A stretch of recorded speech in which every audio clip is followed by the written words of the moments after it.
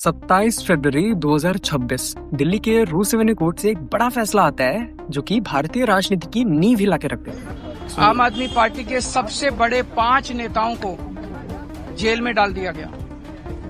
यहाँ तक कि सिटिंग चीफ मिनिस्टर, जो आज तक भारत के इतिहास में कभी नहीं हुआ, सिटिंग चीफ मिनिस्टर को उसके घर से घसीटकर जेल में डाला गया और 6 महीने तक जेल में रखा गया। सुनिए, स्पेशल सीबीआई जज जितेंद्र सिंह ने एक बड़ा फैसला दिया है जिसमें आम आदमी पार्टी के लीडर्स को, जैसे कि अरविंद केजरीवाल और मनीष सिसोदिया को डिस्चार्ज दे दिया है कोर्ट ने। अब डिस्चार्ज वाला वर्ड जो है ना, वो आपको बहुत छोटा लग रहा होगा, बट ये बड़ी गहराई रखता है। इसका मतलब तो यही हुआ ना कि कोर्ट ने ये माना है कि सीबीआई के पास इनफ एविडेंसेस थे ही नहीं ट्रायल शुरू करने के लिए। सालों की हेडलाइंस, महीनों की जेल और 1000 से ज्यादा पन्नों की चार्जशीट बन चुकी है, उसके बाद भी नतीजा जीरो। आज के वीडियो में हम सिर्फ एक केस के बारे में बात नहीं करने वाले। आज हम बात करने वाले उस सिस्टमैटिक प्लेबुक को जिसका इस्तेमाल आज के दौर में विरोधियों की छवि यानी रेपुटेशन को खत्म करने के लिए की जा रही है। Welcome to the architecture of the reputation model.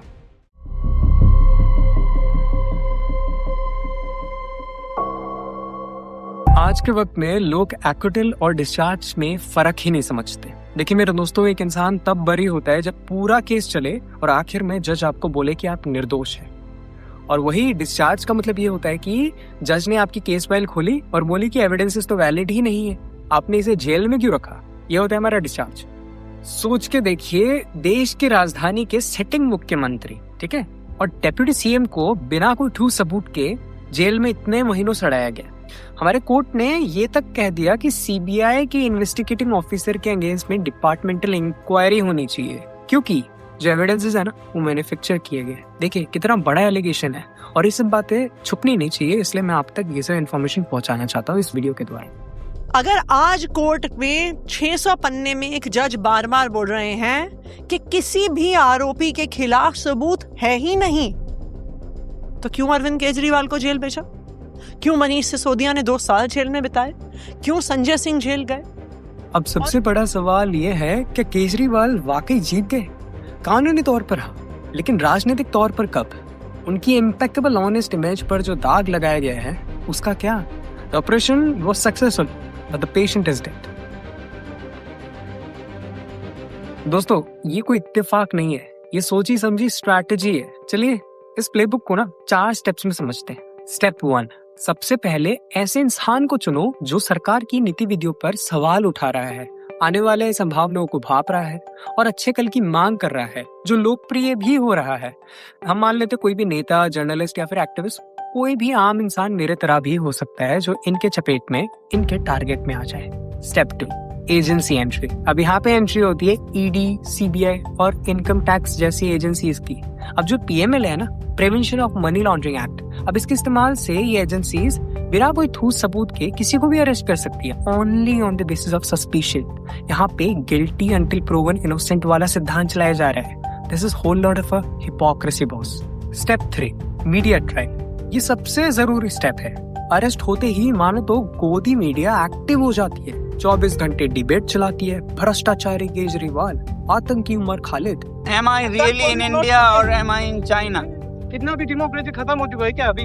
China has specified places and then they would allow. But here you don't allow Jantar Mantar. Jantar Mantar, you have already filed the application. Yes, before. so they don't allow. They don't allow. Discussion over So here. we are here in a park and very silent. Please, Nothing my could be request more is- peaceful.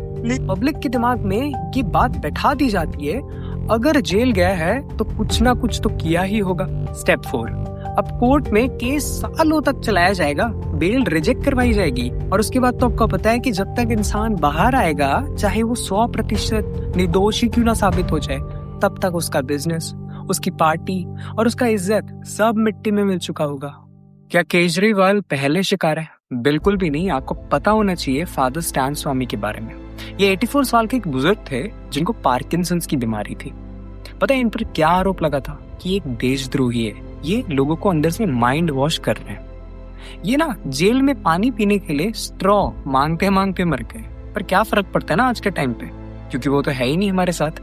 उन पर fake cases चले, हमको क्या फर्क पड़ता है? हमको फर्क पड़ना चाहिए, क्योंकि रिसेंटली 14 मार्च को जो कल को न्यूज आई है कि सोनम वांगचुक जी को रिलीज कर दिया कोर्ट ने। अभी क्यों किया है? क्योंकि एविडेंसेस ही नहीं है उनके अगेंस्ट में। NSA लगा था उन पर क्या कोई प्रूफ कर पाया? अब वो अगर 6 महीने बाद जेल से निकल कर आए तो इट मीन्स उनके अगेंस्ट में वैलिडिटी प्रूव ही नहीं हो पाया है। तो यहाँ पे तो सीधी बात है कि हम बोलते रहते हैं we are democratic country, but we are not by our actions, by the governments actions. NSA, national security act, इसे आप बिना वकील, बिना अपील और बिना दलील वाला कानून कह सकते हैं। इसके तहत सरकार किसी को भी 12 महीने के लिए बिना कोई चार्जशीट के जेल में रख सकती है। इसमें सजा इसलिए नहीं होती कि आपने कोई जुर्म किया है, बल्कि इस शक में होती है कि आप भविष्य में कोई काम कर सकते हैं जो कि नेशनल सिक्योरिटी के अगेंस्ट में होगा। जब एक इंसान पर NSA लगता है ना, तब उस इंसान पर बहुत ढेरों सारे एलिगेशंस भी लगते हैं जो कि लोग ही लगाते हैं और देशद्रोह का ठप्पा भी लगाते हैं। जब साल भर बाद कोर्ट उस इंसान को निर्दोष मानती है ना, तब तक उसका करियर और उसका स्टेटस चला गया होता है।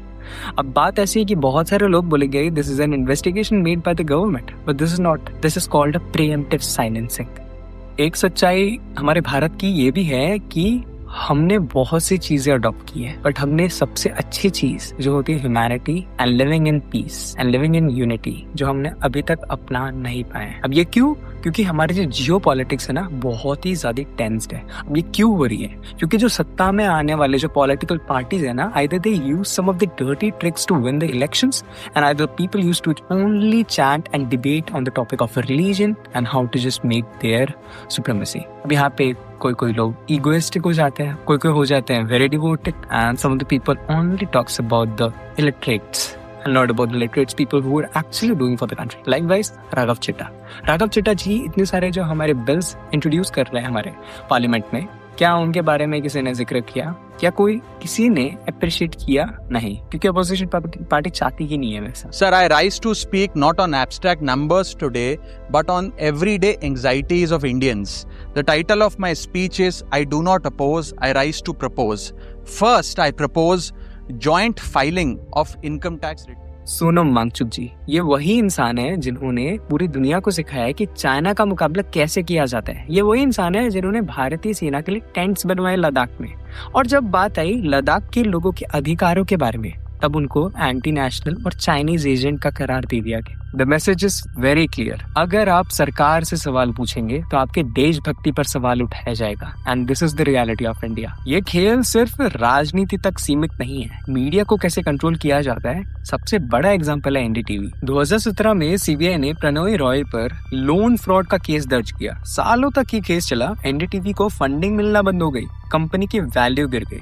फिर क्या हुआ? 2022 में अडानी ग्रुप ने NDTV को खरीद लिया। और मजे की बात देखिए, 2024 में CBI ने कोर्ट में क्लोजर रिपोर्ट फाइल की और कहा कि हमें कोई क्रिमिनलिटी नहीं मिली, सांप भी मर गया और लाठी भी नहीं टूटी। ये तो बहुत मजे की बात है कि चैनल के मालिक बदल गए, चैनल की टोन बदल गई और केस रफा दफा हो गया। It wasn't an investigation, it was a hostile take over through a legal pressure. अब आंकड़ों की बात करते हैं। सरकार बोलती है हम भ्रष्टाचार के खिलाफ युद्ध लड़ रहे हैं, लेकिन असलियत में ED की रिपोर्ट क्या कहती है? पिछले 10 सालों में विपक्षी नेताओं के अगेंस्ट में सैकड़ों केसेस हुए, पर सिर्फ कन्विक्शन रेट 1%। और फिर आती है जादुई वॉशिंग मशीन। सोमवार को जो नेता महाभ्रष्ट था, बुधवार को उस पर रेड होती है, शुक्रवार को सत्ता पक्ष में शामिल होता है वो इंसान, और रविवार तक उसकी फाइलें ठंडे बस्ते में चली जाती है। भ्रष्टाचार खत्म नहीं हो रहा, उसका पॉलिटिकल रिक्रूटमेंट हो रहा है बॉस। दोस्तों, ये वीडियो किसी एक पार्टी के अगेंस्ट में नहीं है या फिर सपोर्ट में भी नहीं है, ये है रूल ऑफ लॉ को बचाने के लिए। रूल ऑफ लॉ के बारे में अगर आपको और जानना है ना, तो वीडियो अपलोडेड है चैनल में, आप लोग जाके देख सकते हैं। अब बात है कि अगर किसी एक चुने हुए मुख्यमंत्री को 150 दिन के लिए जेल में रखा जा सकता है, तो हम जैसे आम नागरिक की क्या औकात है?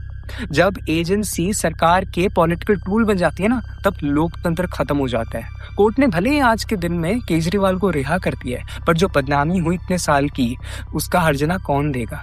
जो रेपुटेशन मर्डर हुआ है ना, उसकी सजा किसे मिलेगी? लोकतंत्र का मतलब सिर्फ वोट देना नहीं होता, बल्कि सरकार की तानाशाही पर सवाल करना भी होता है। We have the right to freedom of speech under Article 19 of the Constitution, so हमको अपने राइट्स पता होने चाहिए। कल को अगर आप कोई भी स्कैम की हेडलाइन देखे ना, खुद से पूछिए क्या ये सच है या फिर अगली रेपुटेशन मर्डर की तैयारी।